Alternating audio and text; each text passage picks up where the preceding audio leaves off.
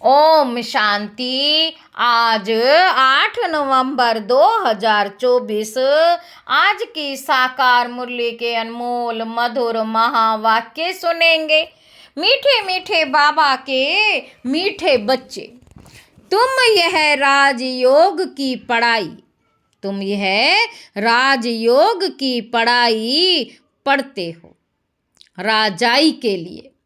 यह है तुम्हारी नई पढ़ाई। प्रश्न है, इस पढ़ाई में कई बच्चे चलते चलते फेल क्यों हो जाते हैं? उत्तर है, बाबा कहते क्योंकि इस पढ़ाई में माया के साथ बॉक्सिंग है। माया की बॉक्सिंग में बुद्धि को बहुत कड़ी चोट लग जाती है। माया की बॉक्सिंग में बुद्धि को बहुत कड़ी चोट लग जाती है। चोट लगने का कारण बाप से सच्चे नहीं। सच्चे बच्चे सदा सेफ रहते हैं। ओम शांति। यह तो सब बच्चों को निश्चय होगा कि हम आत्माओं को परमात्मा बाप पढ़ाते हैं। 5000 वर्ष बाद एक ही बार बेहद का बाप आकर बेहद के बच्चों को पढ़ाते हैं। 5000 वर्ष बाद एक ही बार बेहद का बाप आकर बेहद के बच्चों को पढ़ाते हैं। कोई नया आदमी ये बातें सुने तो समझ ना सके रूहानी बाप रूहानी बच्चे क्या होते हैं, यह भी समझ नहीं सकेंगे। बाबा कहते तुम बच्चे जानते हो हम सभी ब्रदर्स हैं। वह हमारा बाप भी है, टीचर भी है, सुप्रीम गुरु भी है। तुम बच्चों को यह जरूर ऑटोमेटिकली याद रहेगा। यहाँ बैठे समझते होंगे सभी आत्माओं का एक ही रूहानी बाप है। सभी आत्माएं उसको ही याद करती हैं। कोई भी धर्म का हो, सभी मनुष्य मात्र याद जरूर करते हैं। बाबा कहते कोई भी धर्म का हो, सभी मनुष्य मात्र याद जरूर करते हैं। बाप ने समझाया है आत्मा तो सब में है ना। आत्मा तो सब में है ना। बाप ने समझाया है कि आत्मा तो सब में है ना। अब बाप कहते देह के सब धर्म छोड़ अपने को आत्मा समझो। अभी तुम आत्मा यहाँ पाठ बजा रही हो। कैसा पाठ बजा रही हो? बाबा पूछ रहे हैं कैसा पाठ बजाती हो, वह भी समझाया गया है। बच्चे भी नंबरवार पुरुषार्थ अनुसार ही समझते हैं। तुम राजयोगी हो ना। पढ़ने वाले सब योगी ही होते हैं। पढ़ाने वाले टीचर के साथ योग जरूर रखना पड़ता है। एम ऑब्जेक्ट का भी मालूम रहता है। इस पढ़ाई से हम फलाना बनेंगे। यह पढ़ाई तो एक ही है। इनको कहा जाता है राजाओं का राजा बनने की पढ़ाई। राजाओं का राजा बनने की पढ़ाई। राजाई प्राप्त करने के लिए बाप से योग राजयोग है ना। और कोई मनुष्य ये राजयोग कभी सिखला ना सके। तुमको कोई मनुष्य नहीं सिखलाते। परमात्मा तुम आत्माओं को सिखलाते हैं। परमात्मा तुम आत्माओं को सिखलाते हैं।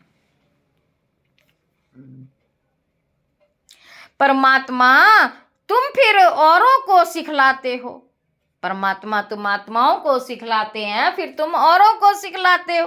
तुम भी अपने को आत्मा समझो। हम आत्माओं को बाप सिखलाते हैं। ये याद ना रहने से जोहर नहीं भरता, इसलिए बहुतों की बुद्धि में नहीं बैठता है। तो बाप हमेशा कहते योग युक्त हो, याद की यात्रा में रहकर समझाओ। योग युक्त हो, याद की यात्रा में रहकर समझाओ। हम भाई भाई को सिखलाते हैं। तुम भी आत्मा हो। वह सबका बाप टीचर गुरु है।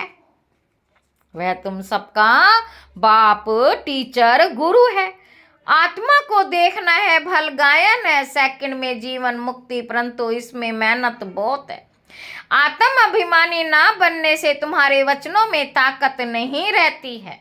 बाबा कहते आत्म अभिमानी ना बनने से तुम्हारे वचनों में ताकत नहीं रहती, क्योंकि जिस प्रकार बाप समझाते हैं उस रीति कोई समझाते नहीं।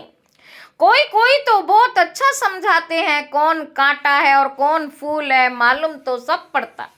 स्कूल में बच्चे 5-6 दर्जा पढ़कर फिर ट्रांसफर होते हैं। अच्छे अच्छे बच्चे जब ट्रांसफर होते हैं तो दूसरे क्लास के टीचर को भी झट मालूम पड़ता है।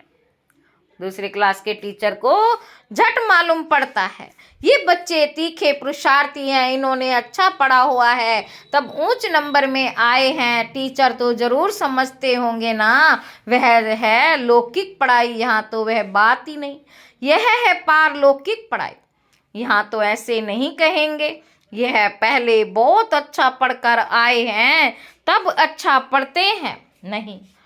उस इम्तिहान में तो ट्रांसफर होते हैं तो टीचर समझेंगे इसने पढ़ाई में मेहनत की है तब आगे नंबर लिया है। यहाँ तो है ही नई पढ़ाई, जो पहले से कोई पढ़े हुए नहीं है।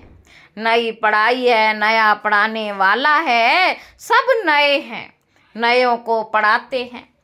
उनमें जो अच्छी रीति पढ़ते हैं तो कहेंगे यह अच्छे पुरुषार्थी हैं। बाबा कहते यह है नई दुनिया के लिए नई नॉलेज, और कोई पढ़ाने वाला तो है नहीं। जितना जितना जो अटेंशन देते हैं उतना ऊंच नंबर में जाते हैं। कोई तो बहुत मीठे आज्ञाकारी होते, देखने से ही पता पड़ता ये पढ़ाने वाला बहुत अच्छा है, इनमें कोई अवगुण नहीं। चलन से बात करने से मालूम पड़ जाता है। बाबा पूछते भी सबसे हैं यह कैसा पढ़ाते हैं, इनमें कोई खामी तो नहीं है। ऐसे बहुत कहते हैं कि हमारे पूछे बिगर समाचार कभी नहीं देना। कोई अच्छा पढ़ाते हैं, कोई श्रूढ़ बुद्धि नहीं होते हैं। माया का वार बहुत होता है ये बाप जानते हैं। माया इन्हों को धोखा बहुत देती है। बल 10 वर्ष भी पढ़ाया है परंतु माया ऐसी जबरदस्त है। देह अहंकार आया और यह फंसा। बाप समझाते हैं जो भी पहलवान है उन पर माया की चोट लगती है। माया भी बलवान से बलवान होकर लड़ती है। बाबा कहते तुम समझते होंगे बाबा ने जिसमें प्रवेश किया है ये नंबर 1 है। फिर नंबर वार तो बहुत है ना। बाबा मिसाल करके 1-2 को देते हैं, होते तो नंबर वार बहुत हैं। जैसे दिल्ली में गीता बच्ची बहुत होशियार है, बच्ची बड़ी मीठी है। बाबा हमेशा कहते गीता तो सच्ची गीता है, गीता तो सच्ची गीता है। मनुष्य वह पढ़ते हैं परंतु ये नहीं समझते कि भगवान ने कैसे राजयोग सिखाकर राजाओं का राजा बनाया था। बरोबर सतयुग था तो एक ही धर्म था। कल की बात है, बाप कहते कल तुमको इतना साहूकार बना कर गया, तुम पद्मा पदम भाग्यशाली थे। अब तुम क्या बन गए हो? तुम फील करते हो? तुम फील करते हो ना? उन गीता सुनाने वालों से कोई को फीलिंग आती है क्या? जरा भी नहीं समझते। ऊंच ते ऊंच श्रीमत भागवत गीता ही गाई जाती है। ऊंच ते ऊंच श्रीमद भगवत गीता ही गाई जाती है। बाबा कहते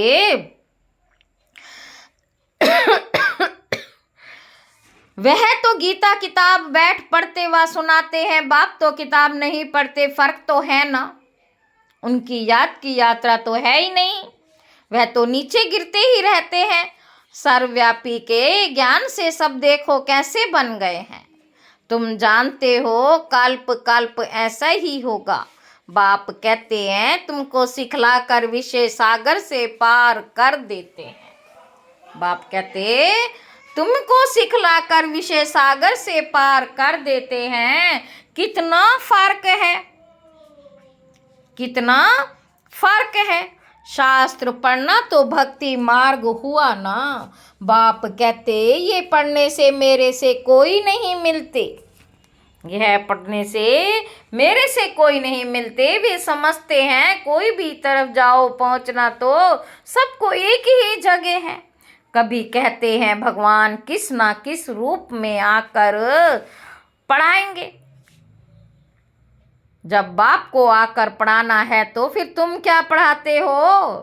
बाप समझाते हैं गीता में आटे में नमक मिसल कोई राइट अक्षर है जिसमें तुम पकड़ सकते हो। सतयुग में तो कोई भी शास्त्र आदि होते ही नहीं। यह है ही भक्ति मार्ग के शास्त्र ऐसे नहीं कहेंगे ये अनादि है, शुरू से चले आते हैं। नहीं, बाबा कहते अनादि का अर्थ ही नहीं समझते। बाप समझाते हैं यह तो ड्रामा अनादि बराबर है। तुमको बाप राजयोग सिखलाते, बाप कहते अभी तुमको सिखलाता हूँ फिर गुम हो जाता हूँ। अभी तुमको सिखलाता हूँ फिर गुम हो जाता हूँ। तुम कहेंगे हमारा राज्य अनादि था। राज्य वही है, सिर्फ पावन से बदल पतित होने के नाम से बदल जाता है। पावन से बदल पतित होने से नाम बदल जाता है। देवता के बदले हिंदू कहलाते तो आदि सनातन देवी देवता धर्म के हैं ना। आदि सनातन देवी देवता धर्म के ना। जैसे दूसरे सतो प्रधान से सत्तो रज्जो तमो में आते हैं, तुम भी ऐसे उतरते हो, रज्जो में आते हो तो अपवित्रता के कारण देवता के बदले हिंदू कहलाते हो। नहीं तो हिंदू हिंदुस्तान का नाम है। तुम असल में तो देवी देवता थे ना। देवताएं सदैव पावन होते हैं। अभी तो मनुष्य पतित बन गए हैं, नो तो नाम भी हिंदू रख दिया है। पूछो हिंदू धर्म कब किसने रचा तो बता नहीं सकेंगे। आदि सनातन देवी देवता धर्म था। बाबा कहते आदि सनातन देवी देवता धर्म था जिसको पैराडाइज आदि बहुत अच्छे अच्छे नाम देते हैं। जो पास्ट हुआ है वह फिर रिपीट होना है। इस समय तुम शुरू से लेकर अंत तक सब जानते हो, जानते जाएंगे तो जीते रहेंगे। कोई तो मर भी जाते हैं, बाप का बनते हैं तो माया की युद्ध चलती है। युद्ध होने से ट्रेटर बन पड़ते रावण के थे, राम के बने फिर रावण। राम के बच्चों पर जीत पैन अपनी तरफ ले जाता है। कोई बीमार हो पड़ते फिर ना वहाँ के रहते ना यहाँ के रहते, ना खुशी है ना रंज है, बीच में पड़े रहते। तुम्हारे पास भी बहुत हैं जो बीच में हैं। बाप का भी पूरा नहीं बनते और रावण का भी पूरा नहीं बनते। बाबा कहते अभी तुम हो पुरुषोत्तम संगम युग पर। तुम पुरुष बनने के लिए पुरुषार्थ कर रहे हो, ये बड़ी समझने की बातें हैं। बाबा पूछते हैं हाथ तो बहुत बच्चे उठाते हैं, हाथ तो बहुत बच्चे उठाते हैं, परंतु समझा जाता है बुद्धि नहीं है। समझा जाता है बुद्धि नहीं है। भल बाबा कहते हैं शुभ बोलो, कहते तो सब हैं। हम नर से नारायण बनेंगे, कथा ही है नर से नारायण बनने की। अज्ञान काल में भी सत्यनारायण की कथा सुनते हैं ना। वहाँ तो कोई कुछ पूछ ही नहीं सकते, यह तो बाप ही पूछते तुम क्या समझते हो। इतनी हिम्मत है तुम्हें पावन भी जरूर बनना है। कोई आते हैं तो पूछा जाता है इस जन्म में कोई पाप कर्म तो नहीं किए हैं। जन्म जन्मांतर के पापी तो हो ही, इस जन्म के पाप बता दो तो हल्के हो जाएंगे। नहीं तो दिल अंदर खाता रहेगा। सच बतलाने से हल्के होंगे कई बच्चे, सच नहीं बताते हैं तो माया एकदम जोर से घूसा लगा देती। तुम्हारी बड़ी कड़ी चट बॉक्सिंग है, तुम्हारी बड़ी कड़ी बॉक्सिंग है। उस बॉक्सिंग में तो शरीर को चोट लगती, इसमें बुद्धि को बहुत चोट लगती है। ये बाबा भी जानते हैं। ये ब्रह्मा कहते मैं बहुत जन्मों के अंत का हूं, सबसे पावन था, अभी सबसे पतित हूं, फिर पावन बनता हूं। ऐसे तो नहीं कहता हूं कि मैं महात्मा हूं। बाप भी खातरी देते हैं ये सबसे जास्ती पतित है। बाप कहते मैं प्राय देश प्राय शरीर में आता हूँ, इनके बहुत जन्मों के अंत में मैं इनमें प्रवेश करता हूँ, जिसने पूरे 84 जन्म लिए हैं। अब यह भी पावन बनने का पुरुषार्थ करते हैं। खबरदार भी बहुत रहना होता है। बाप तो जानते हैं ना, यह बाबा का बच्चा बहुत नजदीक है। यह तो बाप से जुदा कभी हो ही नहीं सकता। ख्याल भी नहीं आ सकता कि छोड़ कर जाऊं। एकदम हमारे बाजू में बैठा है। मेरा तो बाबा है ना, मेरे घर में बैठा है। बाबा जानते हैं, हंसी कुड़ी भी करते हैं। बाबा आज हमको स्नान तो कराओ, भोजन तो खिलाओ। मैं छोटा बच्चा हूँ, बहुत प्रकार से बाबा को याद करता हूँ। तुम बच्चों को समझाता हूँ, ऐसे ऐसे याद करो। बाबा आप तो बहुत मीठे हो, एकदम हमको विश्व का मालिक बना देते हो। यह बात और किसी की बुद्धि में हो ना सके। बाप सबको रिफ्रेश करते रहते हैं। बाप सबको रिफ्रेश करते रहते हैं। सब पुरुषार्थ तो करते, परंतु चलन भी ऐसी हो ना। भूल हो जाए तो झट लिखना चाहिए, बाबा हमसे यह भूल हो जाती है।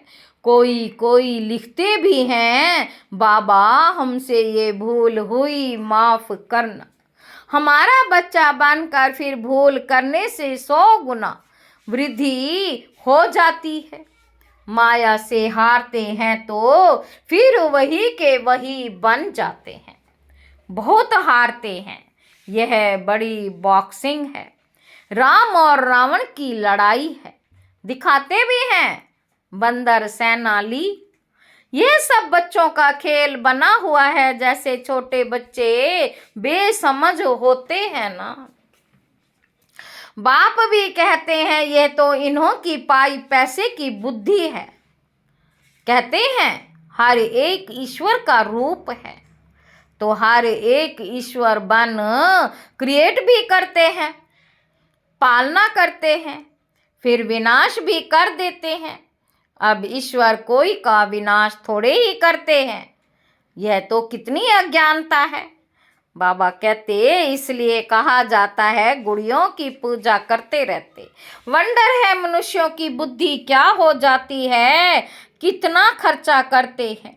बाप उल्हाना देते, हम तुमको इतना बड़ा बना कर गया, तुमने क्या किया। बाप उल्हाना देते, हम तुमको इतना बड़ा बना कर गया, तुमने क्या किया। तुम भी जानते हो हम 100 देवता थे, फिर चक्र लगाते, अभी हम ब्राह्मण बने, फिर हम 100 देवता बनेंगे। यह तो बुद्धि में बैठा हुआ है ना। यहाँ बैठते हो तो बुद्धि में ये नॉलेज रहनी चाहिए। बाप भी नॉलेजफुल है ना। रहते भल शांति धाम में है, फिर भी उनको नॉलेजफुल कहा जाता है। तुम्हारी भी आत्मा में सारी नॉलेज रहती है ना। कहते हैं इस ज्ञान से तो हमारी आंखें खुल गई हैं। बाबा कहते कि इस ज्ञान से तो हमारी आंखें खुल गई हैं। कहते हैं ना बाप तुमको ज्ञान के चक्षु देते। आत्मा को सृष्टि के आदि मध्य अंत का पता पड़ गया है। चक्र फिरता रहता है। ब्राह्मणों को ये सवदर्शन चक्र मिलता है। देवताओं को पढ़ाने वाला कोई होता ही नहीं, उनको शिक्षा की दरकार ही नहीं। पढ़ना तो तुमको है, जो फिर तुम देवता बनते हो। अब आप बैठिए, नई नई बातें समझाते, ये नई नई पढ़ाई पढ़कर तुम ऊंच बनते हो। First so last, first so last, last so first, ये पढ़ाई है ना। अभी तुम समझते हो, बाबा हर कल्प आकर पतित से पावन बनाते, फिर ये नॉलेज खलास हो जाएगी। अच्छा, मीठे मीठे सिक्के लदे बच्चों प्रति माता पिता बाप दादा का याद प्यार और गुड मॉर्निंग। रूहानी बाप की रूहानी बच्चों को नमस्ते। हम रूहानी बच्चों की रूहानी बाप दादा को याद प्यार और गुड मॉर्निंग। नमस्ते बाबा, नमस्ते, शुक्रिया बाबा, शुक्रिया। धारणा के लिए मुख्य सार, पहला पॉइंट, बहुत बहुत आज्ञाकारी मीठा होकर चलना है। देह अहंकार में नहीं आना है। बाप का बच्चा बनकर फिर कोई भी भूल नहीं करने। माया की बॉक्सिंग में बहुत बहुत खबरदार रहना है। दूसरा पॉइंट, अपने वचनों में ताकत भरने के लिए आत्म अभिमानी रहने का अभ्यास करना। स्मृति रहे बाप का सिखलाया हुआ हम सुना रहे हैं तो उसमें जोहर भरेगा। वरदान है, अविनाशी नशे में रहे, रूहानी मजे और मौज का अनुभव करने वाले ब्राह्मण सो फरिश्ता भाव। आप ब्राह्मण सो फरिश्ते देवताओं से भी ऊंचे हो। देवताई जीवन में बाप का ज्ञान इमर्ज नहीं होगा, परमात्म मिलन का अनुभव भी नहीं होगा। इसलिए अभी सदा यह नशा रहे कि हम देवताओं से भी ऊंच ब्राह्मण सो फरिश्ता हैं। देवताओं से भी ऊंच ब्राह्मण सो फरिश्ता हैं। यह अविनाशी नशा ही रूहानी मजे और मौज का अनुभव कराने वाला है। अगर नशा सदा नहीं रहेगा तो कभी मजे में रहेंगे, कभी मूंझेंगे। स्लोगन है, अपनी सेवा को भी बाप के आगे अर्पित कर दो, तब कहेंगे समर्पित आत्मा।